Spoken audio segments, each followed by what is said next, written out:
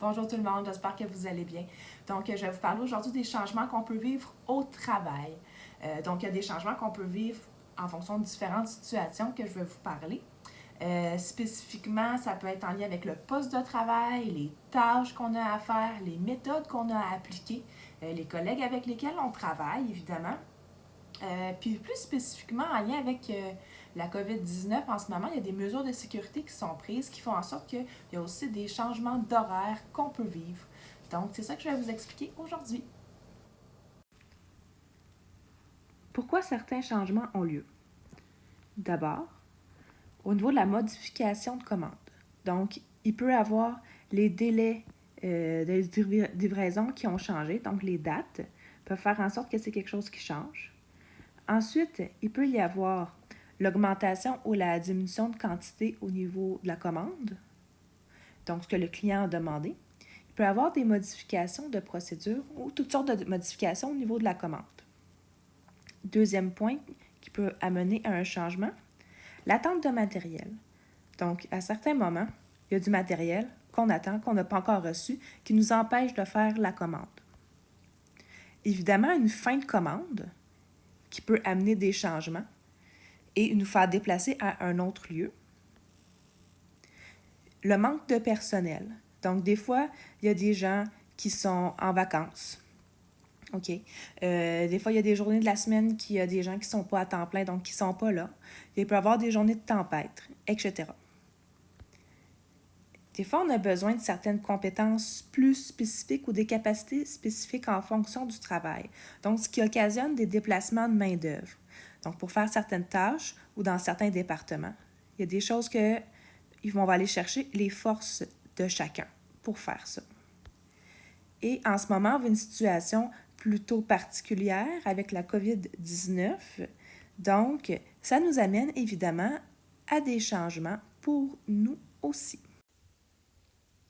Malgré le fait que les changements viennent généralement des besoins de l'entreprise, ces changements-là viennent quand même vous affecter. Donc d'abord, au niveau de votre poste de travail. Donc, quand vous changez, il peut y avoir un changement de poste, un changement d'espace de travail. C'est important de vérifier son ergonomie quand on se déplace pour être certain d'être bien à l'aise. Première des choses. Ensuite, la tâche.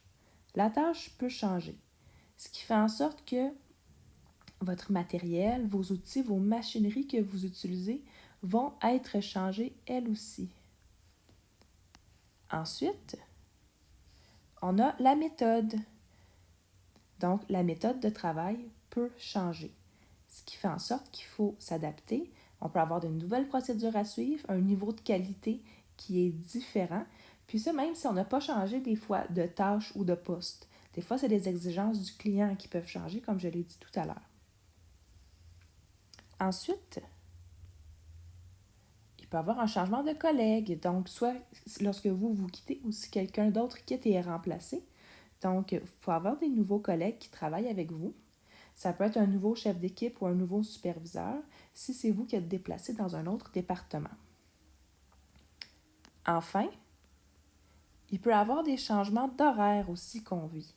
Donc, ça peut affecter votre pause au niveau du matin ou de l'après-midi, votre heure de dîner. Ça peut aussi affecter votre horaire un petit peu plus de façon générale, donc plutôt que d'être de jour, de passer de soir. Donc, les changements peuvent être perçus de façon positive ou négative en fonction de la perception de chacun. Donc, chacun a une perception différente, ce qui fait en sorte que il y a des gens qui vont voir les changements de façon générale comme négatifs et d'autres comme positifs. Mais on peut adapter un petit peu notre perception pour que ça fasse notre affaire. Parce que toute possibilité de changement, c'est une opportunité en fait de se développer, d'apprendre des nouvelles choses et de devenir polyvalent. Puis ça, c'est vraiment génial. Donc, si on est capable d'avoir une perception positive, parce qu'on se dit « Hey, wow, je vais apprendre des nouvelles choses, je vais me développer et je vais devenir polyvalent », ce qui est très important pour l'entreprise, eh bien, je vais le voir ça comme étant une situation positive pour moi. c'est sûr que ça change la routine quand on est dans des changements, quand on change de poste, de méthode de travail ou de collègue. Ce qui fait en sorte qu'il y a des gens, encore une fois, qui voient ça de façon positive et d'autres de façon négative. OK? Donc, c'est sûr que le changement de routine peut être stressant, mais ça fait du bien des fois, le changement, pas tout le temps faire la même chose. OK? Essayez de le voir de façon positive. Ça permet également de travailler avec des nouvelles personnes, des fois qu'on ne travaille pas souvent ou qu'on n'a pas travaillé avec, qu'on ne connaît pas. Donc, on peut apprendre à les découvrir, voir leurs forces, et des fois, ça peut faire un super bon travail d'équipe. Encore une fois, il y a des gens qui voient ça comme étant positif et d'autres comme étant négatif. C'est à vous de voir, OK? Donc, c'est sûr qu'on n'a pas des affinités avec tout le monde, mais ce changement-là, des fois, peut faire du bien de voir de nouvelles personnes et d'apprendre à connaître d'autres personnes. Donc, les changements sont une source possible de stress. Il est normal d'être stressé lors de nouvelles situations, OK? Mais il faut se questionner. Sur quoi ai-je du contrôle? OK? Donc, ça va nous aider à gérer notre stress. Sur quoi j'ai du contrôle? Donc, est-ce que j'ai du contrôle sur les autres? OK? Donc, la réponse ici, c'est non. Je n'ai pas de contrôle sur les autres. Donc, je n'essaierai pas de gérer les autres. Est-ce que j'ai un contrôle sur ma tâche? Donc, les outils que je vais utiliser, les matériaux que je vais utiliser, malheureusement, non. Est-ce que j'ai un contrôle sur la méthode que je dois employer? Donc, la procédure que je mets en place, les étapes que je fais, la façon que je le fais, malheureusement, non. OK? Souvent, la méthode, elle est donnée, elle est imposée, avec peut-être certaines variations possibles à certains endroits, mais de façon générale, je n'ai pas de contrôle là-dessus. Il faut que je suive la méthode. Est-ce que j'ai du contrôle sur mon poste de travail? En fait, on en a parlé tout à l'heure au niveau de l'ergonomie. Donc, oui, j'ai un contrôle sur mon poste, mon environnement qui est autour de moi. Il y a des choses que je peux adapter. Donc, à ce moment-ci, est-ce que je suis capable d'adapter les choses autour de moi pour que ça aille mieux, pour m'aider à gérer mon stress? Ensuite, moi-même, en tant que personne qui travaille, est-ce que j'ai du contrôle sur moi-même? Bien, la réponse, c'est oui. J'ai effectivement un contrôle sur moi-même, surtout par rapport à la vision que j'ai des choses et mon attitude. Donc, si je veux, je peux avoir une attitude positive par rapport au changement, ce qui fait en sorte que je vais me sentir beaucoup mieux lorsque les changements vont arriver. Donc, de voir les changements positivement et d'avoir une attitude positive va m'aider. L'autre chose qui peut m'aider, c'est pour gérer mon stress, c'est avec la fiche que je vais vous présenter. C'est une fiche que mon collègue Luc avait déjà élaborée et qu'on vous a présentée il y a, si je ne me trompe pas, 1 an. Mais peut-être que vous vous en souvenez plus, je vais vous la représenter à la diapositive suivante. Donc, voici la fiche ressources pour un changement de poste réussi. Ce que je viens de vous dire à la diapositive précédente, c'est que au niveau des collègues, au niveau de la méthode de travail et de la tâche, on ne peut pas avoir de contrôle dessus parce qu'on ne peut pas la changer.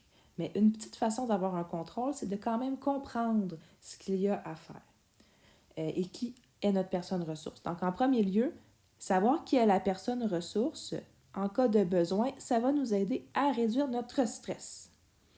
Ensuite, valider le travail à faire avant de commencer pour s'assurer qu'on a bien compris ce qu'il faut faire.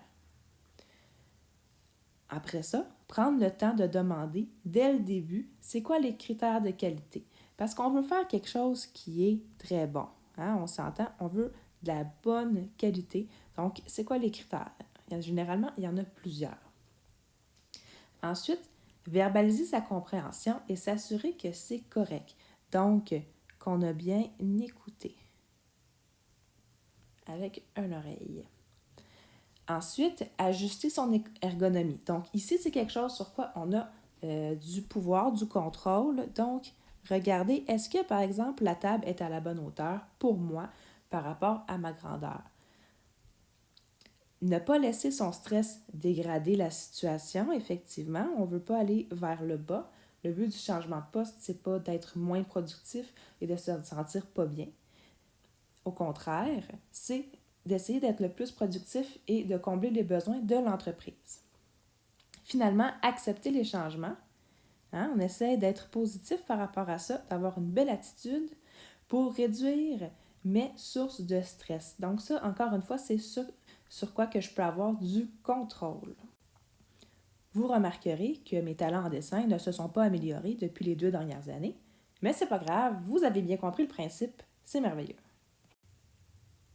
En bref, pour résumer ce que je dis depuis le début, les changements sont généralement en lien avec les besoins de l'entreprise. Mais malgré que c'est en lien avec les besoins de l'entreprise, ça vient m'affecter quand même au niveau de mon poste de travail, au niveau de mes tâches que j'ai à effectuer, au niveau des méthodes que j'ai à appliquer, au niveau des collègues qui travaillent avec moi ou qui me supervisent, et au niveau de mon horaire de manger ou si je passe à un horaire de soir. Par contre, ce que je peux contrôler dans tout ça, qui va m'aider à gérer mon stress, okay, c'est d'abord mon poste de travail, qui est mon environnement. Okay? Ensuite, mon attitude face au changement. Donc, on peut adopter une attitude positive, voir ce changement-là comme quelque chose de profitable, de bon pour nous. Et finalement, au niveau de la fiche de ressources que je vous ai présentée, donc de vérifier que tous ces éléments-là sont là au niveau de ma fiche pour faire en sorte que j'ai bien compris ce que j'ai à faire, que je suis bien installée pour me sentir positif et bien dans mon nouvel environnement. Merci beaucoup pour votre écoute. Passez une belle journée.